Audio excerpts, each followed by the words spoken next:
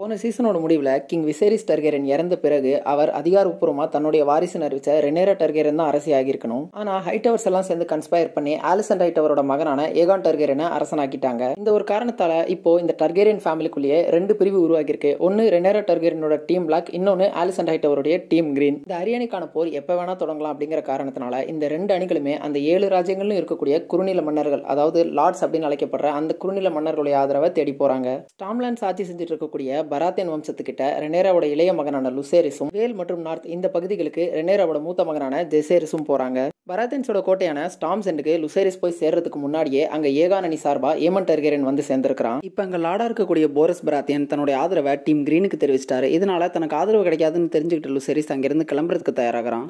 திரும்பி போற வழியில ஏமன் டர்கேரியன் லுசேரிஸை விளையாட்டா சீன்றான். ஆனா அந்த விளையாட்டான சீண்டல் விபரீதத்துல போய் முடியுது. ஏமன் டர்கேரியனோட அந்த பிரம்மாண்டமான வேகார் டிராகன் லுசேரிஸ் வெலாரனையும் அவனுடைய டிராகனையும் கடிச்சு துண்டு துண்டா பிச்சு போட்டுருது. இந்த சம்பவத்தோட தான் நமக்கு சீசன் 1 முடிஞ்சது. இதுக்கப்புறம் நடக்க போற சம்பவங்கள் எல்லாம் தான் சீசன் 2ல வரப்போகுது. அதோட முதல் எபிசோட் தான் இப்போ ரிலீஸ் ஆயிருக்கு. எபிசோட்குள்ள போறதுக்கு முன்னாடி விருப்பம் இருக்கக்கூடிய நண்பர்கள் நம்ம சேனலை சப்ஸ்கிரைப் பண்ணிக்கோங்க. வாங்க எபிசோட்குள்ள போகலாம். இந்த எபிசோட ஆரம்பத்திலேயே நமக்கு நார்த்தை காமிக்கிறாங்க. அங்க ஒரு ரேவன் விண்டர்ஃபெல்லோட கோட்டையை நோக்கி பறந்துகிட்டு இருக்கு. ஒரு பை நிறைய கூழாங்கற்களை போட்டு கொண்டு வந்திருக்காங்க. அந்த பைக்குள்ள நம்ம கையை விட்டு அந்த கூழாங்கற்கள்ல ஏதாவது ஒன்று எடுக்கணும். வரக்கூடிய கல் வெள்ளை நிறத்துல இருந்ததுன்னா நம்ம விண்டர்ஃபெல்லே இருந்துக்கலாம். அதுவே கருப்பு நிறத்துல இருந்ததுன்னா நம்ம கருப்பு சீரடியோட நைட்ஸ் வாட்சுக்கு போயிடணும். இந்த நைட்ஸ் வாட்ச் அப்படிங்கிறது அமானுஷமான உயிரினங்கள் கிட்ட இருந்து மனிதர்களை காப்பாற்றுறதுக்காக நம்ம ஸ்டார்க் வம்சத்துடைய முன்னோர்கள் எல்லாம் சுமார் 700 அடி உயரத்துக்கு ஐசாலான ஒரு சுவரை கட்டி எழுப்பியிருப்பாங்க. சுவருக்கு அந்த பக்கம் தான் அந்த அமானுஷமான உயிரினங்கள்லாம் ஜீவித்திருக்கக்கூடிய ஒரு இடம். அந்த சுவரை பாதுகாக்கக்கூடிய ஒரு ராணுவ அமைப்பு தான் இந்த நைட்ஸ் வாட்ச். இப்ப விண்டர்ஃபெல்லுக்கு லார்டாவும் ஒட்டுமொத்த நார்த்துக்கும் வார்டனா இருக்கக்கூடிய கிரீகன் ஸ்டார்க்கை தான் நமக்கு காமிக்கிறாங்க.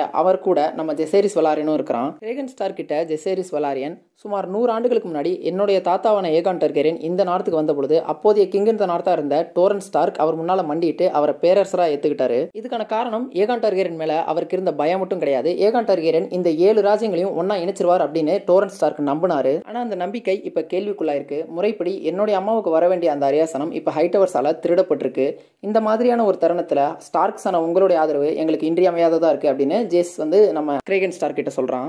அதுக்கு கிரீகன், இளவரசே கவலைப்படாதீங்க, ஸ்டார்க்ஸ் நாங்க கொடுத்த வாக்குறுதியை என்னைக்குமே மறக்க மாட்டோம் அப்படின்னு சொல்றான். அனுபவமிக்க 2000 வீரர்களை நான் உங்களோட ஆர்மியில உங்களுக்காக சண்டை போடுறதுக்காக அனுப்பி வைக்கிறேன் அப்படின்னு கிரேகன் ஸ்டார்க் ஜேஸ் கிட்ட சொல்றான். இவங்க பேசிக்கிட்டே வாளுக்கு வந்துட்டாங்க. நீங்க நின்றுட்டு இருக்க இதே இடத்துல உங்களுடைய தாத்தாவான ஜெஹேரிஸ் டர்கேரனும் அவருடைய மனைவியான ஆலிசன் டர்கேரனும் இங்க ஒரு தடவை எங்க அப்பாவால அழைச்சிட்டு வரப்பட்டிருக்காங்க. அவங்களுடைய டிராகன் கூட இந்த வாளை தாண்டி நார்த்துக்கு போகவே இல்லை அப்படின்னு சொல்லிட்டு கிரேகன் சொல்றான். இப்ப பேசிட்டு இருக்கும்போது நமக்கு சீரிஸோட ஆரம்பத்துல காமிச்ச அந்த ரேவன் இங்க வந்து சேர்ந்துருது. அதை ஒரு காவலாளி கொண்டு வந்து கிரேகன் ஸ்டார் கிட்ட கொடுக்குறான். அதை பிரிச்சு படிக்கும் போது தான் தெரியுது லுசேரிஸ் வெலாரியன் இறந்த செய்தி இவங்களுக்கு இப்போ இங்க வந்து சேர்ந்திருக்கு. இப்போ நமக்கு டிராகன் ஸ்டோனை காட்டுறாங்க. அங்க பிரின்சஸ் ரேனிஸ் டர்கேரியன் அவங்களுடைய டிராகன்ல வந்து இறங்குறாங்க. கடல் வழியா கிங்ஸ் லேண்டிங்க்கு போகக்கூடிய பொருட்கள் எல்லாத்தையும் தடை செய்யற வேலை இவங்க பேர்ல அசைனா இருக்கு. அதை மேற்பார்வை பார்த்துட்டு தான் இப்ப ரேனிஸ் டர்கேரியன் இங்க வந்திருக்காங்க. இவங்க வந்து இறங்கின உடனே டேமன், இறங்கலாம் வேணாம், நீங்க திரும்பி வாங்க, நம்ம கிங்ஸ் லேண்டிங்கை நோக்கி போகணும் அப்படின்னு சொல்றான். ஏன்னு கேட்டதுக்கு, நான் கிங்ஸ் லேண்டிங்க்கு போய் ஏமண்டையும் அவனுடைய டிராகனான வேகாரையும் கொல்லணும், என்னால இதை தனியா செய்ய முடியாது, நீங்களும் உங்களோட டிராகனும் எனக்கு துணைக்கு வரணும்னு சொல்லி டேமன் கூப்பிடுறான். இது ராணியுடைய உத்தரவா அப்படின்னு கேட்டதுக்கு,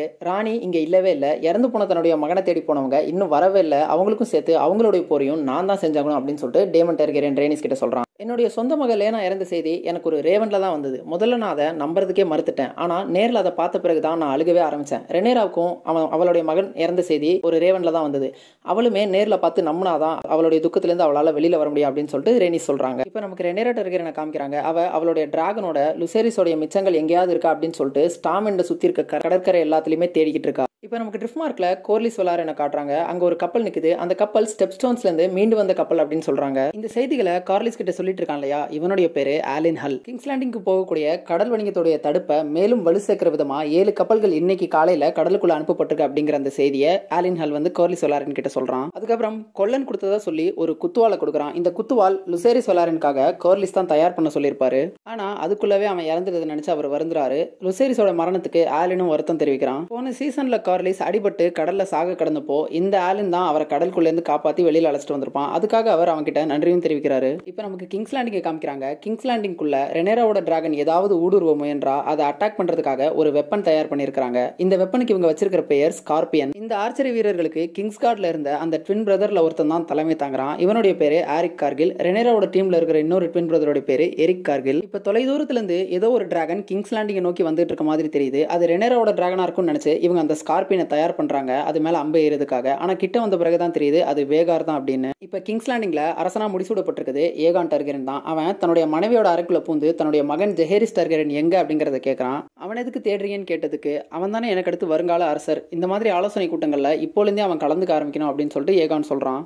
நல்லா யோசிச்சு பார்த்தா விசேரிஸ் டார்கெரியன் இந்த மாதிரியான ஆலோசனை கூட்டங்களுக்கு ஏகான் டார்கெரியன் அழைச்சிட்டு போனதே கிடையாது. ஆனா ரெனேரா டார்கெரியன் அந்த கவுன்சில் மீட்டிங்ஸ்ல ஒரு கப்பேரரா உள்ள இருந்திருக்கிறா. இதுல இருந்து விசேரிஸ் டார்கெரியன் அவருக்கு அடுத்து ரெனேரா தான் அந்த அரியணையில ஏறணும் அப்படிங்கறதுல தீர்மானமா இருந்தார் அப்படின்னு கூட நம்ம இன்டர்பிரேட் பண்ணலாம். ஒரு மகனா தனக்கு கிடைக்காதது எல்லாத்தையும் ஒரு தந்தையா தன்னுடைய மகனுக்கு கிடைக்கணும் அப்படின்னு ஏகான் டார்கெரியன் ஒரு நல்ல ஃபாதரா இருக்கிறதா முயற்சி பண்றான். அந்த சின்ன பையன் நூலகத்துல இருக்கிறது தெரிஞ்சுக்கிட்டு ஏகான் வெளியில போறதுக்கு கிளம்புறான். அந்த நேரத்துல ஹெலனா எனக்கு ரொம்ப பயமா இருக்கு அப்படின்னு சொல்றா. நீ எதுவும் பயப்படாத, நம்ம நகரத்தை இப்போ வேகார் தான் பாதுகாத்துட்டு இருக்கு, கண்டிப்பா ரெனேராவோட ஆட்கள் யாருமே உள்ள வர மாட்டாங்க, நமக்கு எந்த ஆபத்தும் இல்ல அப்படின்னு சொல்றான். அதுக்கு ஹெலனா என்னுடைய பயம் அதை நினைச்சு கிடையாது, எனக்கு எலிகளை நினைச்சு பயமா இருக்கு அப்படின்னு சொல்றா. ஹெலனா டார்கெரியன் ஒரு விசனரி, வருங்காலத்துல என்னெல்லாம் நடக்க போகுது அப்படிங்கறத உணரக்கூடிய ஒரு தன்மை அவகிட்ட இருக்கு. இதுக்கான ஹின்ஸை நம்ம போன சீசன்லயே பார்த்திருப்போம். ஏமன் டார்கெரியனுக்கு ஒரு கண் போயிடும் அப்படிங்கறத கணிச்சதாகட்டும், அதுக்கப்புறம் போர்டுக்கு கீழே டிராகன் இருக்குது அப்படிங்கறத கணிச்சதாகட்டும், இந்த மாதிரி பல கணிப்புகள் அவ செஞ்சுக்கிட்டே தான் இருக்கிறா. ஆனா அவ இதெல்லாத்தையும் ஒரு சூசகமான மொழியில வெளிப்படுத்துறதுனால யாருமே அவளை லிசன் பண்றதுக்கு மறுக்கிறாங்க. இதுக்கான காரணம் என்னதான் அவ ஃபியூச்சரை ப்ரெடிக்ட் பண்ண முடிஞ்சாலும் அவளால நேரடியாக அதை ப்ரெடிக்ட் பண்ண முடியல. அவளுடைய உள்ளுணர்வு மூலியமா அவளால் அதை உணர மட்டும்தான் முடியுது. இந்த ஒரு காரணத்தினால அவ கிரிப்டிக்கான வேர்ட்ஸ்ல தான் இந்த மாதிரியான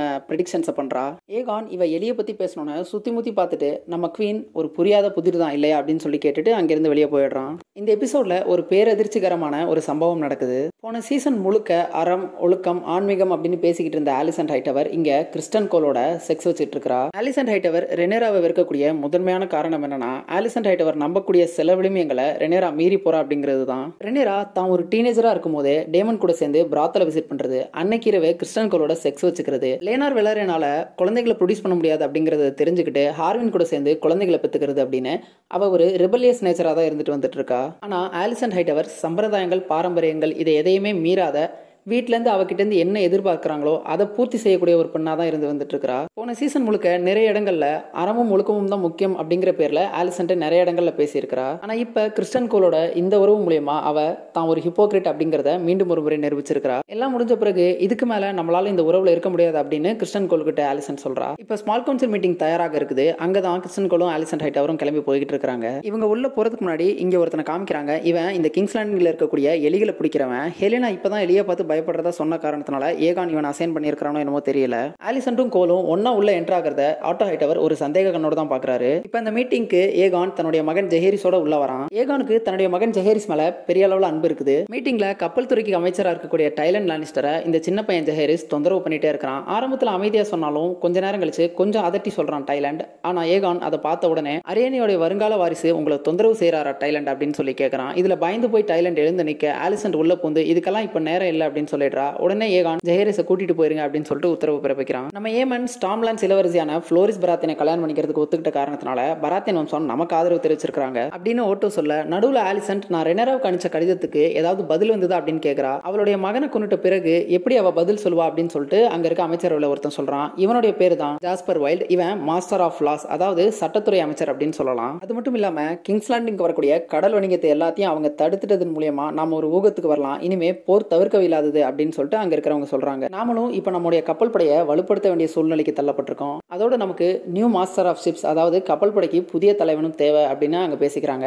அந்த ஒரு பொறுப்பை கிரேஜாய் வம்சத்துக்கிட்ட கொடுக்கலாம் அப்படின்னு ஆலோசிக்கப்படுது. ஏகானுக்கு வாய்ப்பு கிடைச்சப்பவே ரெனேராவை கொல்லல அப்படிங்கிற ஒரு வருத்தம் இருக்கு. ஆனா ஆட்டோ ஹைட்டவர் அந்த கட்டத்தை நம்ம கடந்துட்டோம், இனிமே நம்ம என்ன செய்ய போறோம் அப்படிங்கறத பத்தி மட்டும் யோசிப்போம்னு சொல்றான். இவங்க பேசிக்கிட்டு இருக்கப்பவே ஏமன் டார்கெரியன் அந்த மீட்டிங் அறைக்குள்ள வரான். ஆலிசன்ட்டுக்கு ஏமன் டார்கெரியன் இந்த மீட்டிங்க்கு வர்றது பிடிக்கல. ஆனா ஏகான் அவனை வெல்கம் பண்றான். எதிரி படை கிங்ஸ் லேண்டிங்கை தாக்க வரணும் அப்படின்னா ரிவர்லாண்ட்ஸை கடந்து தான் வரணும். அதனால நம்ம ஹேரன் ஹால்ல நம்மளோட படையை நிறுத்தி வைக்கணும் அப்படின்னு சொல்லிட்டு ஏமன் டார்கெரியன் சொல்றான். ஆனா பிரச்சனை என்னன்னா ரிவர்லாண்ட்ஸ், நார்த் மற்றும் வேல் இந்த பகுதிகளில் உள்ள பிரபுக்கள் யாருமே இவங்களுடைய ரேவனுக்கு இன்னும் பதிலளிக்கவே இல்லை. ஏகானுக்கு இந்த அமைதி பேச்சுவார்த்தைகள் எல்லாம் அயற்சியை கொடுக்குது. அவன் தன்னுடைய சன்ஃபயர் டிராகனையும் தன்னுடைய தம்பியோட வேகா டிராகனையும் எடுத்துட்டு போயிட்டு அவங்கள மிரட்டலாம் அப்படின்னு சொல்றான். ஆனா ஆலிசன் ஹைட்டவர் டிராகனை நம்ம போருக்கு இப்பவே யூஸ் பண்ணிட்டோம் அப்படின்னா அதுங்க இறந்துருச்சு அப்படின்னா அதுங்களை திரும்ப கொண்டு வர முடியாது, நம்ம யோசிச்சு பொறுமையா தான் இதுல வேலை செய்யணும் அப்படின்னு சொல்லிட்டு சொல்றா. அது மட்டும் இல்லாம ரெனேராவோட மகன் இறந்த விரக்தியில யார் எப்போ வேணாலும் கிங்ஸ் லேண்டிங் அட்டாக் பண்ண வரலாம், அதனால வேகார் இங்கேயே தான் இருக்கணும் அப்படின்னு சொல்லிட்டு ஆலிசன் சொல்றா. சொல்லிட்டு அவ ஏமன் டர்கெரனை முறைக்கிறா. உடனே ஆட்டோ ஏமன் டர்கெரனை இப்ப குத்தி காட்டி எந்த பிரயோஜனமும் இல்ல, விசேரிஸ் டர்கெரன் இறந்த சில மணி நேரங்கள்ல ஒரு சில அசம்பாவித சம்பவங்கள் நடந்துருச்சு, அதெல்லாம் நம்ம இப்ப யோசிக்க முடியாது அப்படின்னு சொல்லிடுறான். இதோட இவங்க இந்த கூட்டத்தை முடிச்சுட்டு கிளம்பிடுறாங்க.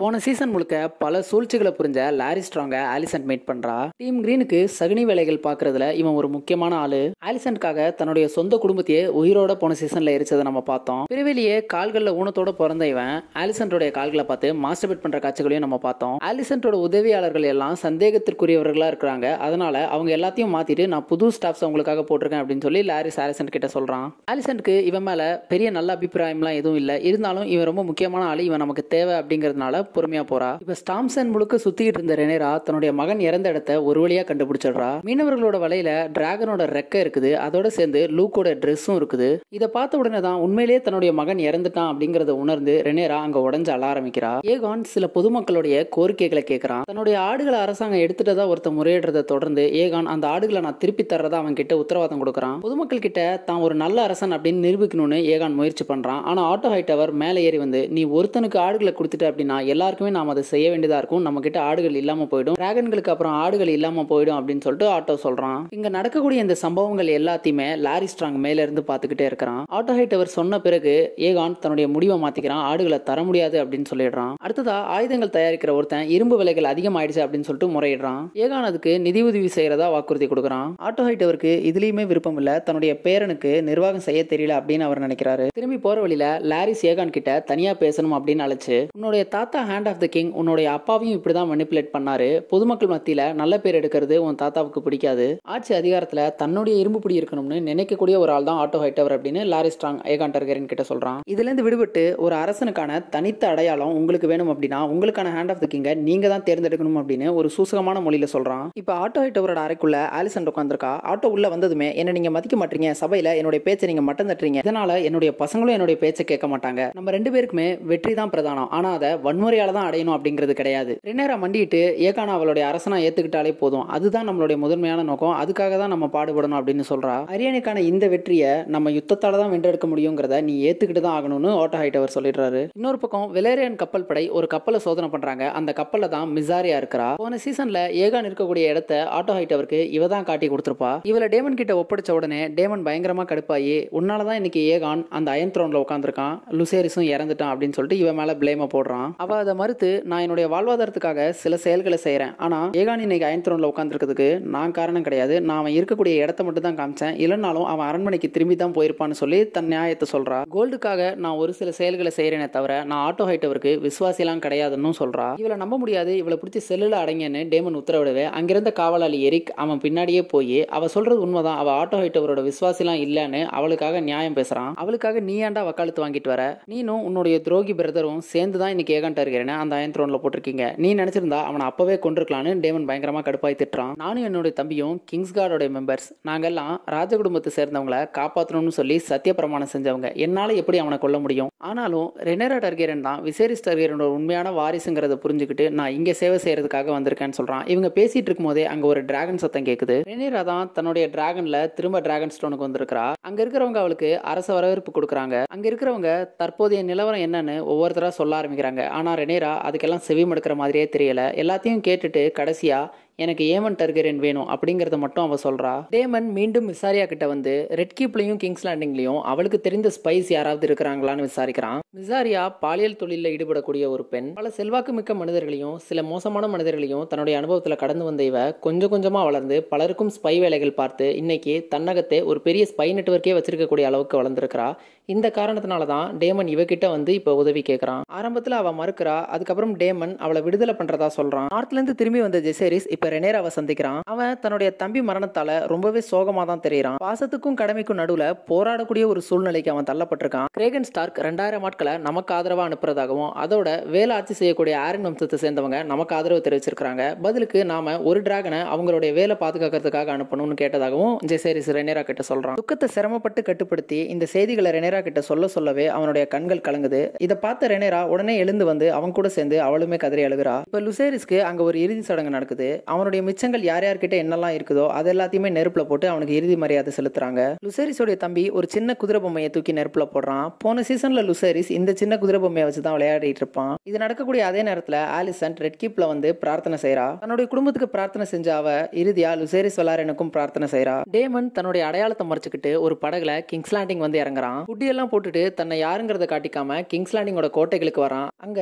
பிளட்ங்கிற ஒரு காவலாளியை டேமன் சந்திக்கிறான். இந்த பிளட் டேமன் சிட்டி வாட்சோட கமாண்டரா இருக்க காலத்துல இருந்தே அங்க காவலாளியா இருக்கக்கூடிய ஒருத்தன். இவனுடைய விசுவாசம் டேமனுக்கு தான். டேமன் அவன் கிட்ட உனக்கு ஹைட்டவர்ஸ் பிடிக்காதுன்னு நான் கேள்விப்பட்டேன்னு சொல்றான். இந்த செய்தியை மிசாரியா கிட்ட இருந்து தான் அவன் தெரிஞ்சிருக்கணும். அவனுடைய உதவியோட டேமன் கிங்ஸ் லேண்டிங் குள்ள நுழைறான். ரெண்டு பேருமே சேர்ந்து சீஸ் அப்படிங்கிற எலி பிடிக்கிறவனை போய் பாக்குறாங்க. இவன் தான் சீரிஸோட ஆரம்பத்திலையும் கிங்ஸ் லேண்டிங் குள்ள எலி பிடிச்சிருப்பான். இந்த சீஸ் பல காலமா அரண்மனைக்குள்ள தான் எலி பிடிக்கிற வேலையை செஞ்சுட்டு இருக்கான். இவனுக்கு இந்த அரண்மனைக்குள்ள இருக்கக்கூடிய எல்லா பாதைகளுமே முடிமுதல் அடி வரைக்கும் அத்துப்படி. அவன் கிட்ட டேமன் கொஞ்சம் கோல்ட கொடுத்துட்டு நீ பிரின்ஸ் ஏமன் டார்கெரியன் எங்க இருப்பானோ கண்டுபிடிச்சு அவனை கொல்லணும். என் ஃப்ரெண்ட் பிளட் உன் கூட இதுக்கு துணைக்கு இருப்பான் அப்படின்னு சொல்றான். வேலையை முடிச்சுட்டு சொல்லு, மீதி கோல்டையும் தரேன் அப்படின்னு சொல்லிட்டு டேமன் உத்தரவாதம் கொடுக்குறான். சீஸும் இதுக்கு ஒத்துக்கிறான். அவனுக்கு ஒரு சந்தேகம் வருது. ஒருவேளை பிரின்ஸ் ஏமன்ட கண்டுபிடிக்க முடியலனா நம்ம என்ன பண்றது அப்படின்னு சொல்லிட்டு கேட்கறான். இதுக்கு டேமன் என்ன சொன்னா அப்படிங்கிறது நமக்கு இப்ப ரிவீல் பண்ணல. இப்ப ஏமண்டும் கிறிஸ்டன் கோலும் தனியா உட்காந்து திட்டம் திட்டிட்டு இருக்காங்க. நாம இங்க என்னதான் திட்டம் போட்டாலும் அரசர் உத்தரவு தராம நம்ம எதுவுமே செய்ய முடியாது. நம்ம அரசர் கிட்ட உத்தரவு வாங்கணும் அப்படின்னு சொல்லிட்டு கோல் சொல்றான். ஏகான் என்னுடைய தாத்தாவுக்கும் என்னுடைய அம்மாவுக்கும் தான் கட்டுப்பட்டு நடக்கிறான். இந்த போரை தடுத்துடலான்னு என்னுடைய அம்மா பகல் கனவு கண்டுட்டு இருக்கா. ஆனா என்னுடைய தந்தையோட அரேசனத்தை எப்ப அவ திருடி என்னுடைய அண்ணனுக்கு கொடுத்தாலோ அப்பவே இந்த போர் தொடங்கிருச்சு.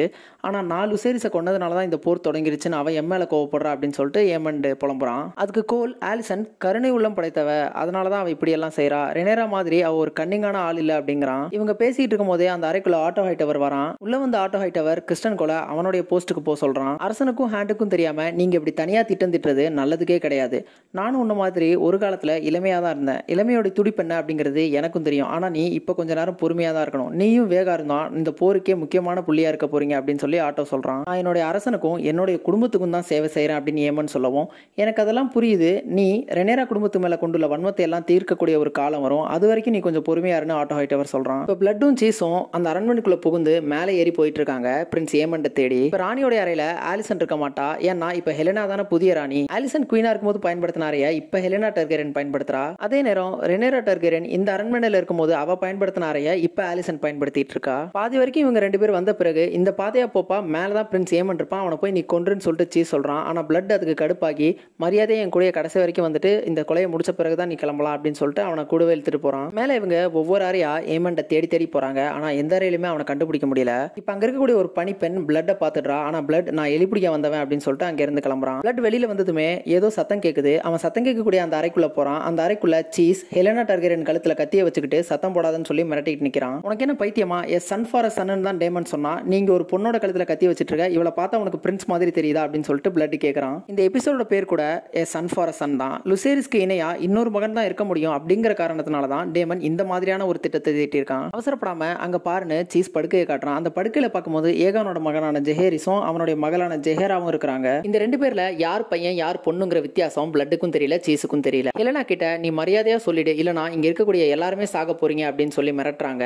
ஹெலனா தான் கிட்ட இருக்கக்கூடிய நெக்லஸை கழட்டி கொடுத்து எங்களை தயவு செஞ்சு விட்டுருங்கன்னு கெஞ்சரா. ஆனா பிளட் இது ஒரு மகன் இல்லையே அப்படின்னு சொல்லிடுறான். பாவப்பட்ட ஹெலனா பேரதிர்ச்சியில இருக்கிறா. அவளுக்கு என்ன பண்றது அப்படின்னே புரியல. ஆனா ஒரு கட்டத்துல அவ தன்னுடைய மகனான ஜெஹேரிஸை கை காட்டிடுறா. அரசனோட அடுத்த வாரிசை அவ்வளவு எளிதில் நீ கை காட்டிடுவியா, எனக்கு நம்பிக்கை இல்லை அப்படின்னு சொல்லி பிளட் சொல்றான். ஆனா பக்கத்துல இருந்த சீஸ் அவளுடைய கண்களை பார்த்து இவ உண்மையை தான் சொல்றா அப்படின்னு சொல்லி உத்தரவாதம் கொடுக்குறான். இந்த ரெண்டு பேரும் சேர்ந்து தூங்கிட்டு இருக்க ஜெஹேரிஸோட கழுத்தை கரகரன்னு அறுக்க ஆரம்பிச்சிடுறானுங்க. அதிர்ச்சியிலிருந்து மீளாத ஹெலனா தன்னுடைய மகளை தூக்கிக்கிட்டு அங்கிருந்து வெளியில ஓடுறா. வெளியில வந்த ஹெலனா அங்கிருந்து ஆலிசன்டோட ரூமுக்குள்ள போறா. ஆலிசன்டோட ரூமுக்குள்ள போய் பார்த்தப்பதான் தெரியுது அங்க ஆலிசன்டும் கிறிஸ்டன் கோலும் செக்ஸ் வச்சிட்டு இருக்காங்க. ஹெலனா தாங்க பாவம், ஏற்கனவே ஒரு அதிர்ச்சியிலிருந்து மீளாதவ இப்ப இன்னொரு அதிர்ச்சிக்கும் உள்ளாயிருக்கா. ஆலிசன் என்னாச்சுன்னு கேட்கவும் அவங்க பையனை கொன்னுட்டாங்கன்னு ஹெலனா சொல்றா. இதோட இந்த எபிசோட் இங்க முடியுது. ஆனா புக்ஸ்ல இந்த ஜெஹேரிஸை கொல்லக்கூடிய சீன்ஸ் எல்லாம் வேற மாதிரி இருக்கும். அது எப்படிங்கறத இப்ப நான் நரேட் பண்றேன். புக்கை பொறுத்தளவுக்கு ஏகானுக்கு 3 குழந்தைகள், ஒன்னு ஜெஹேரிஸ், இன்னொன்னு ஜெஹேரா, மூணாவதா மேலார் டார்கெரியன் அப்படின்னு ஒரு பையனும் இருக்கிறான். இந்த பிளட் அண்ட் சீஸ் ஜெஹேரிஸ் மற்றும் மேலார் டார்கெரியன் இந்த ரெண்டு பசங்களையும் எடுத்துக்கிட்டு யாரை நான் கொல்லட்டும்னு ஹெலனா கிட்ட கேக்குறாங்க. அதுக்கு ஹெலனா ரொம்ப நேரம் யோசனைக்கு பிறகு தன்னுடைய மூத்த மகனை சொல்லாம இளைய மகனான மேலார சொல்லிடுவா. இந்த தருணத்துல யாருமே எதிர்பார்க்காத வகையில் பிளட் ஏகானுடைய மூத்த வாரிசான ஜெஹரிஸோட தலையை துண்டா வெட்டி எடுத்துருவான். வெட்டி எடுத்தது மட்டும் இல்லாமல் மேலார்கிட்ட போயிட்டு கேட்டியா உன்னுடைய அம்மாவுக்கு நீ வேண்டாமா அப்படின்னு சொல்லிட்டு போயிடுவான். இதுக்கப்புறம் ஹவுஸ் ஆஃப் த டிராகன்ல சில மோசமான சம்பவங்களை நம்ம நிச்சயமா எதிர்பார்க்கலாம். அதெல்லாம் என்னென்னங்கிறத நெக்ஸ்ட் எபிசோட்ஸ்ல நம்ம பார்ப்போம். இந்த எபிசோட் உங்களுக்கு புரிஞ்சிருக்கும்னு நினைக்கிறேன். புரியலனா கமெண்ட்ஸ்ல சொல்லுங்க, நான் நிச்சயமா எக்ஸ்பிளைன் பண்றேன். வீடியோ பிடிச்சதுன்னா நம்ம சேனலுக்கு சப்ஸ்கிரைப் பண்ணிக்கோங்க. உங்களுடைய சப்ஸ்கிரைப் எனக்கு அடுத்தடுத்த எபிசோட்ஸ் போடுறதுக்கு பெரிய மோட்டிவேஷனா இருக்கும். Thank you all.